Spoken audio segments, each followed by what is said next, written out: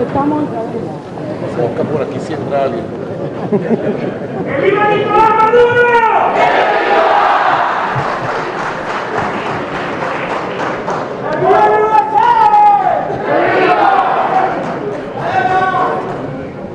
Bueno, buenas noches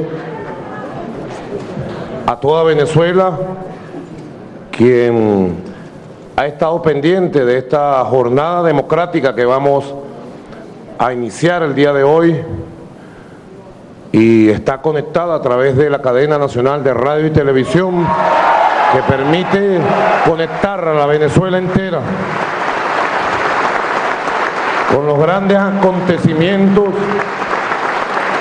de la vida republicana, de la vida democrática de Venezuela, ciudadanos diputados y diputadas del bloque patriótico, revolucionario, socialista, chavista, ciudadanos y ciudadanas diputadas de la Mesa de la Unidad Democrática de la oposición venezolana.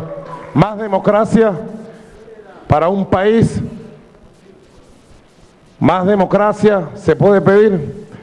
Un país con plenas libertades públicas, plenas libertades civiles, políticas, en ejercicio permanente. Así tiene que ser Venezuela, un país del debate democrático, del respeto a la Constitución, del respeto a las ideas, de la tolerancia verdadera.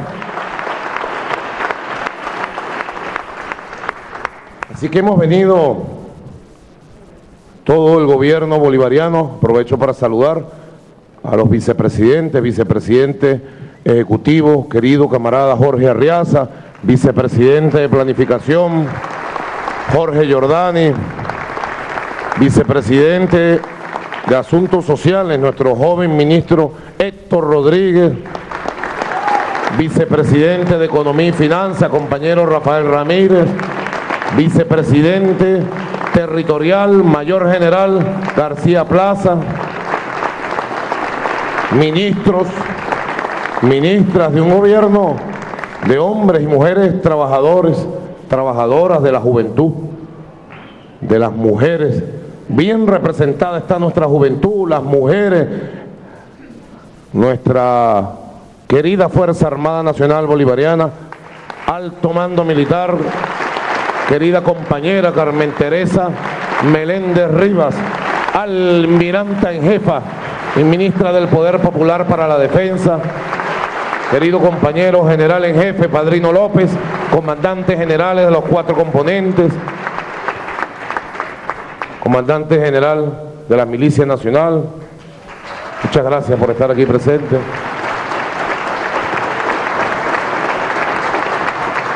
Embajadores de América Latina y el Caribe, de Europa, que están aquí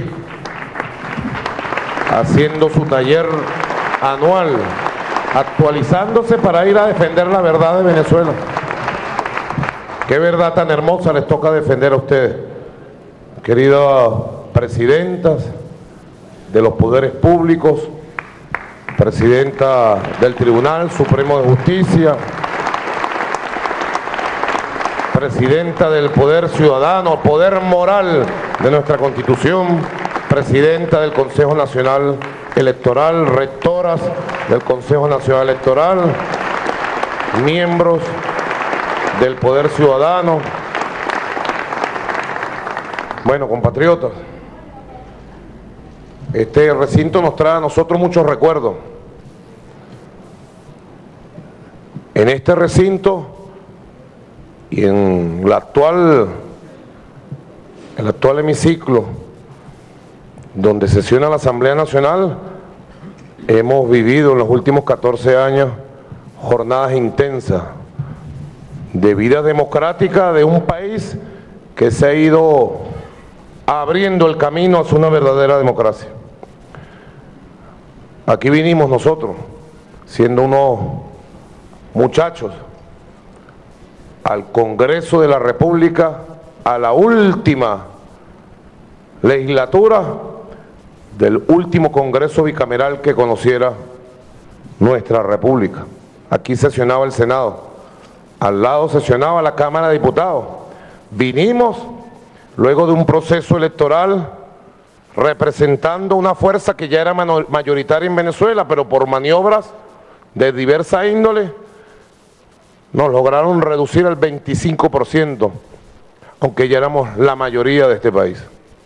Maniobras electorales, institucionales, políticas, mediáticas de todo tipo. Vinimos con una consigna muy clara, constituyente ya.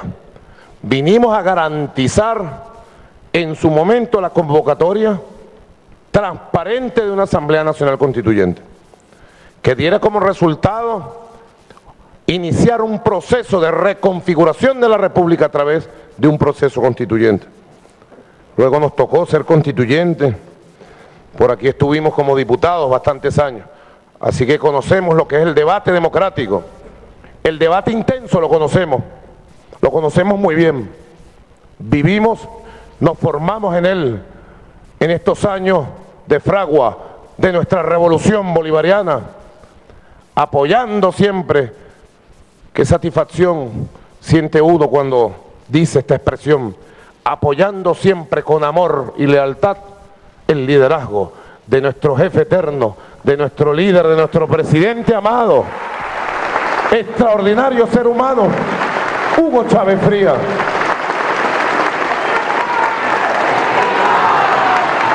Y aquí estamos de nuevo, listos para ese debate. Para el debate que ustedes convoquen, querido compañero Diosdado Cabello, presidente de la Asamblea Nacional, compañera Blanca Ecao, primera vicepresidenta, compañero Darío Vivas, segundo vicepresidente, Víctor Clar, secretario, Fidel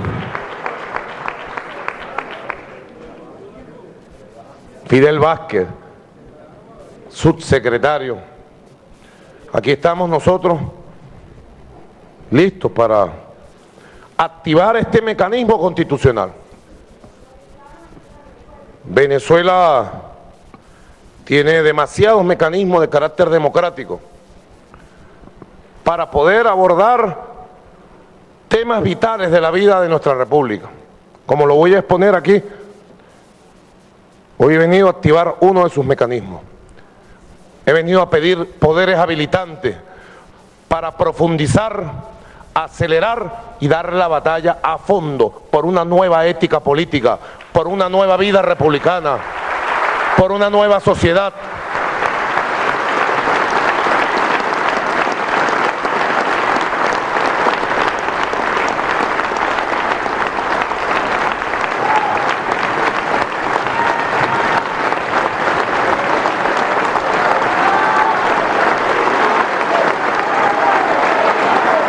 Y le pido a Dios, Dios creador, nuestro Señor, sus bendiciones, su protección para Venezuela en primer lugar, para todos nosotros, la bendición de nuestro Dios Padre,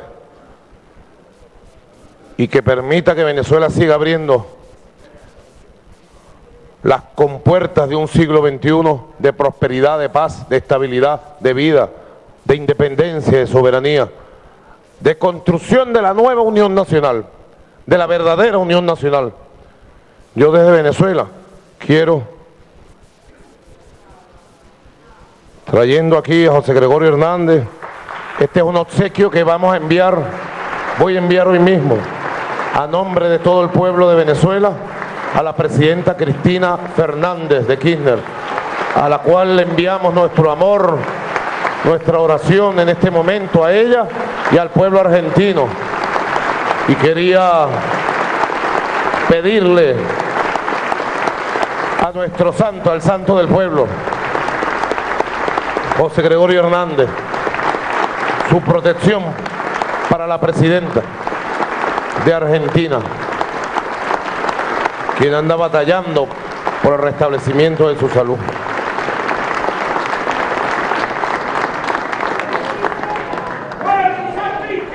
A nosotros nos une profundos lazos y sensibles lazos de verdadera humanidad, de amor. Eso es lo que nos mueve a nosotros, a los revolucionarios, amor.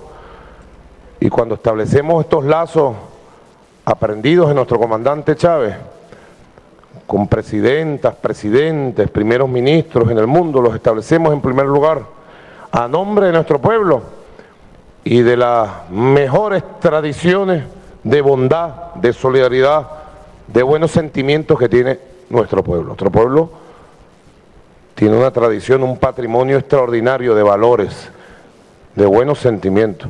Nuestro pueblo no cultiva ni la mezquindad, ni el odio, ni el egoísmo. A nombre de esos sentimientos, a nombre de ese pueblo que está en batalla permanente, bueno, humildemente yo les voy a presentar a ustedes un conjunto de reflexiones, de propuestas, para generar una nueva dinámica nacional.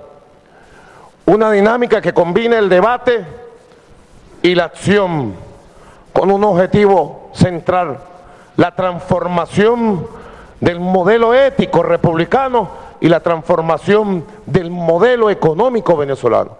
Son dos elementos centrales que hemos creído necesario combinar en una ofensiva nacional. Yo llamo a toda la conciencia del país a que nos sumemos, a que juntos podamos construir una estrategia nacional para poder ver reverdecer una nueva ética política, soberana, nacional, nacionalista. Tenemos de dónde inspirarnos, tenemos de dónde tomar ejemplo y fuerza. Así que, querido compañero Diosdado Cabello, hoy es el Día del Guerrillero Heroico, un 8 de octubre de 1967, luego de 3 horas de combate en la quebrada del Yuro, en Bolivia, el comandante Ernesto Che Guevara es herido y cae prisionero.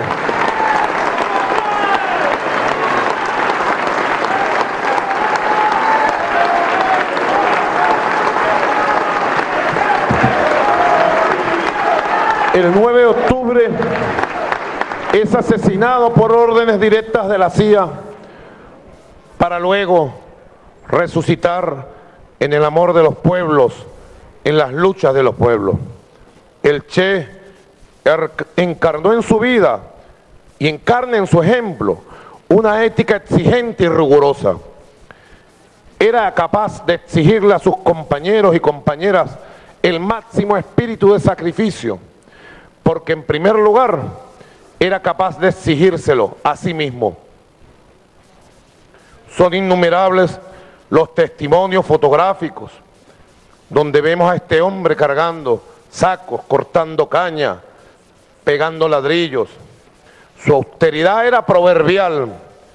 En su concepto eran los dirigentes los que estaban llamados a dar el ejemplo. Cuando marchó a Bolivia, exigió que el Estado cubano no le concediera ninguna clase de privilegios a su esposa y a sus hijos. Que se ocupara de ellos, sí, pero de igual forma que lo hacía con el resto de los ciudadanos.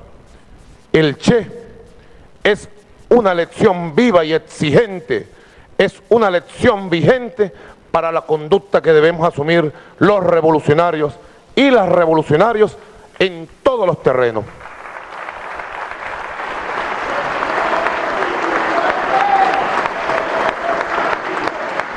Señor presidente, querido compañero Diosdado Cabello, luego de estas palabras necesarias, quiero comenzar mi intervención de esta noche invocando la palabra inspiradora del padre libertador Simón Bolívar.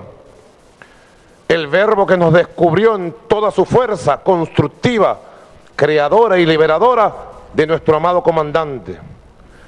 Dice el genio de América: mi constancia y mis deseos por el bien de la patria me harán emprenderlo todo y trabajaré incesantemente por él sin reparar en las dificultades, decía nuestro libertador. Vaya que cumplió su palabra. Quienes queremos el bien de la patria, los bolivarianos y las bolivarianas de hoy, con nuestra constancia, la misma constancia militancia bolivariana, vamos a vencer todas las dificultades que hoy estamos enfrentando. Somos en el pensamiento y en la acción, como bien nos definiera el gigante, el pueblo de las dificultades. En este punto de partida de esta reflexión que estamos convocando, se impone un conjunto de ideas, de propuestas sobre la corrupción. No es un capricho que hoy vengamos a la soberanísima Asamblea Nacional a solicitar a nombre de nuestro pueblo el poder habilitante que nos proporcione una sólida base legal para actuar con prontitud y contundencia contra este mal, esta enfermedad, en función de preservar la vida de la República y garantizar la salud pública. Desde la posición ideológica en que nos situamos, quienes batallamos cada día, como dice el comandante Chávez, por hacer irreversible la vía venezolana al socialismo, este es un asunto crucial, trascendente, de vida o muerte para la República Bolivariana. Si la corrupción sigue reproduciéndose y perpetuando su lógica capitalista de destrucción, aquí no habrá socialismo.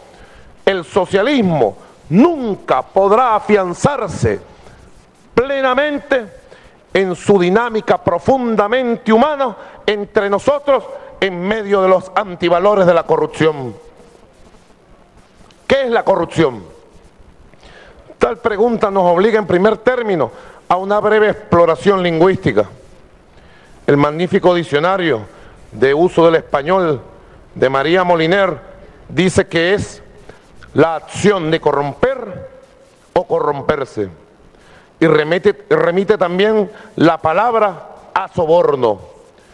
Y en la entrada referida al verbo corromper, en su cuarta acepción, la que aquí nos interesa, define, comillas, quebrantar la moral de la administración pública y de los funcionarios. Recordemos que en el lenguaje coloquial hablamos de quebrantos de salud o de tener una salud quebrantada cuando se afectan los funcionamientos vitales del órgano humano. La corrupción, igualmente, es una enfermedad que afecta a la salud pública, que quebranta el cuerpo social en su conjunto. A propósito, aquel gran teórico político que fue Nicolás Maquiavelo, ¿han escuchado, verdad? Decía, un miembro granguenado no se cura con agua de lavanda, se corta. Poco radical, ¿verdad? En un sentido similar, el libertador Simón Bolívar sentenciaba el 11 de abril, suena la fecha, de 1828, cuando le escribió al doctor José María del Castillo. Decía Bolívar, todo el cuerpo de la historia enseña que las gangrenas políticas no se curan con paliativos. Es claro que tanto Maquiavelo como Bolívar se refieren a situaciones de descomposición que requieren actuar políticamente de forma radical, tajante, para hallar el remedio que permita la plena recuperación de la salud pública.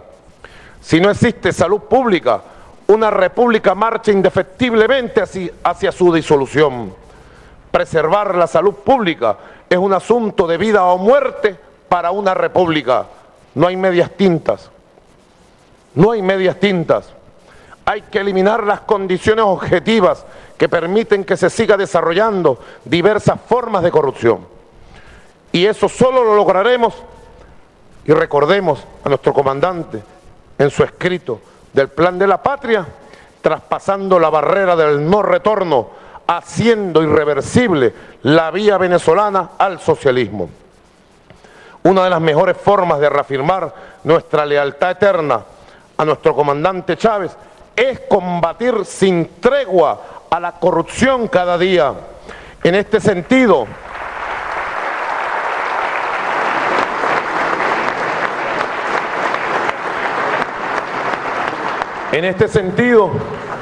hemos pasado a la ofensiva en esta batalla, que de veras es decisiva, y no la abandonaremos. Por eso mismo, llamo al pueblo a no permitir la corrupción y a los corruptos, a no tolerar a la corrupción ni de cuello amarillo, ni la corrupción de cuello rojo rojito. Es el mismo amponato, vístase como se vista, la misma conducta apátrida y antipopular.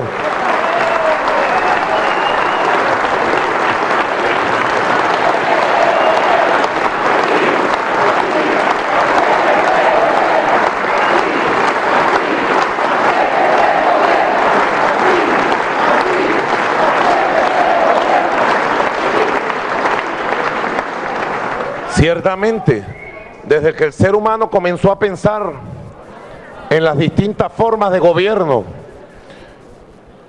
en la trayectoria de las sociedades de clases que han marcado a la humanidad en los últimos 7000 años, consideró a la democracia como la expresión más elevada, ya que suponía la búsqueda de la felicidad colectiva, sin que los privilegios de pocos se impusieran sobre las aspiraciones legítimas de las mayorías.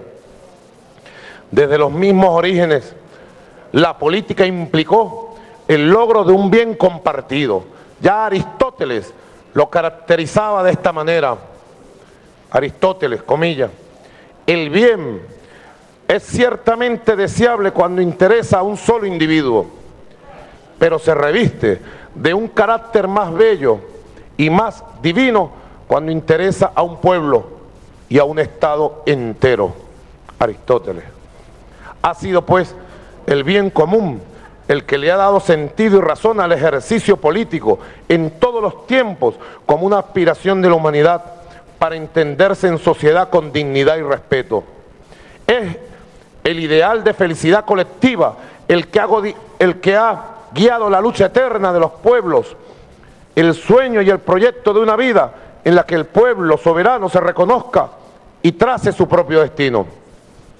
Larga y compleja y cruenta ha sido la lucha de nuestro pueblo para conquistar la plenitud de la democracia, el esplendor de la vida republicana. Una democracia, una vida republicana, hay que decirlo, que siempre estuvieron amenazadas por los representantes del capital, fuera este nacional o extranjero. Primero, por el despiadado dominio colonial signado por el saqueo más bárbaro. Luego de nuestra independencia y de las luchas libertarias del siglo XIX, asistimos al surgimiento de una casta de latifundistas que se reservaron los medios y el poder para alambrar una descomunal hacienda cuyos límites eran los 4 puntos cardinales de la patria. Y más tarde, con la aparición del petróleo, vimos emerger una burguesía y un empresariado que a la postre acabaron no solo con las riquezas, sino que lograron cada cierto tiempo hacerse de gobiernos cuya razón fundamental era velar los privilegios de aquellos sectores que negociaban el país a su antojo.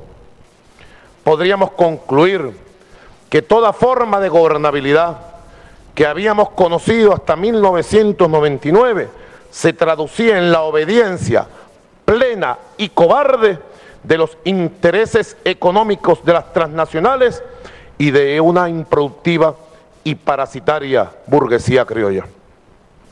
Vista en la distancia y en el tiempo, nuestra historia política, por consumar el ideal de la democracia, bien podemos comprenderla como un prolongado, sostenido y criminal atraco por parte de las clases dominantes a la nación, a sus riquezas y sobre todo a su pueblo, gracias a la corrupción, que con el correr de las décadas se fue agravando, convirtiéndose en una suerte de institución paralela legitimada por una impunidad que fue horadando la moralidad del país.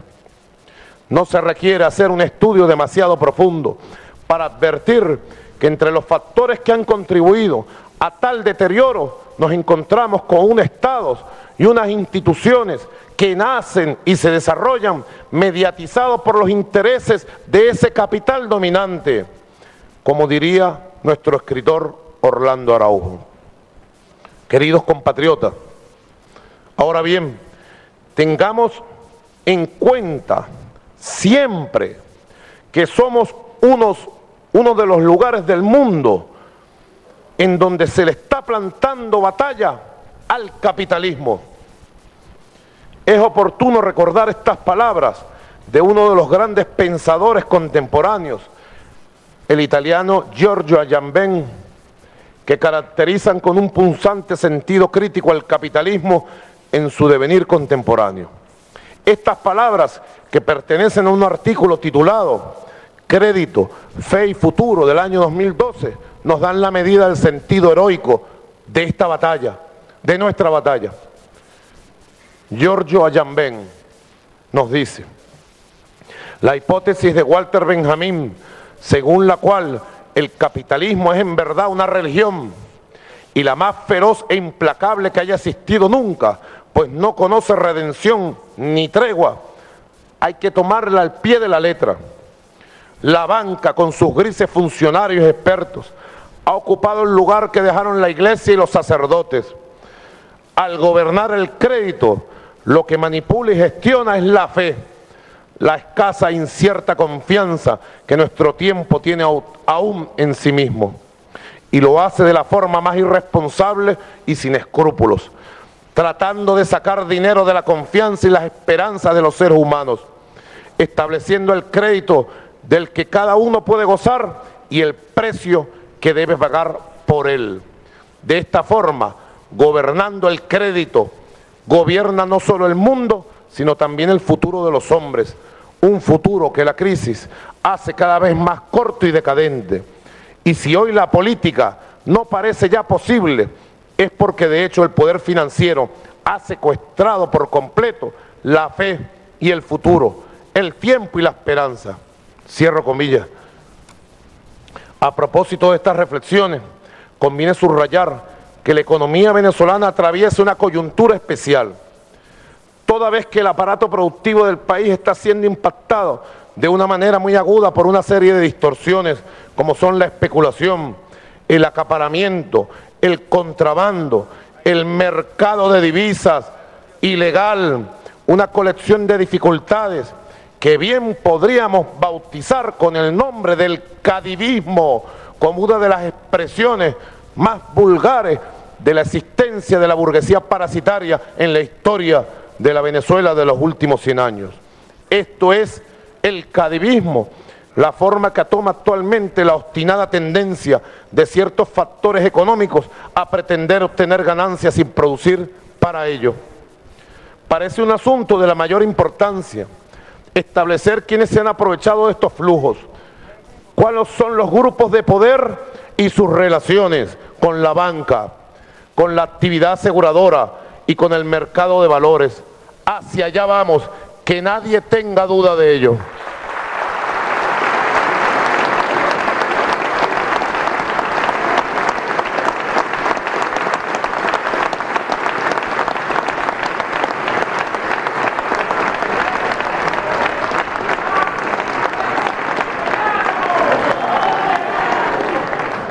Compatriotas, un 12 de enero de 1824, desde Lima, el libertador Simón Bolívar dio a conocer un nuevo decreto de guerra-muerte, pero esta vez era contra la corrupción. Si alguien quiere convencerse de hasta qué punto Simón Bolívar era un enemigo acérrimo de la corrupción administrativa y un firme y frontal defensor de la probidad y la transparencia en el uso de los dineros públicos, de la ética republicana con E mayúscula, lea este decreto. Bolívar era un celoso practicante de la virtud republicana. Pensaba y actuaba orientado por el principio de que nada está por encima del bien común. Conviene que nos detengamos en este documento del padre Bolívar para reimpulsar radicalmente la guerra a muerte contra la corrupción en todos los terrenos.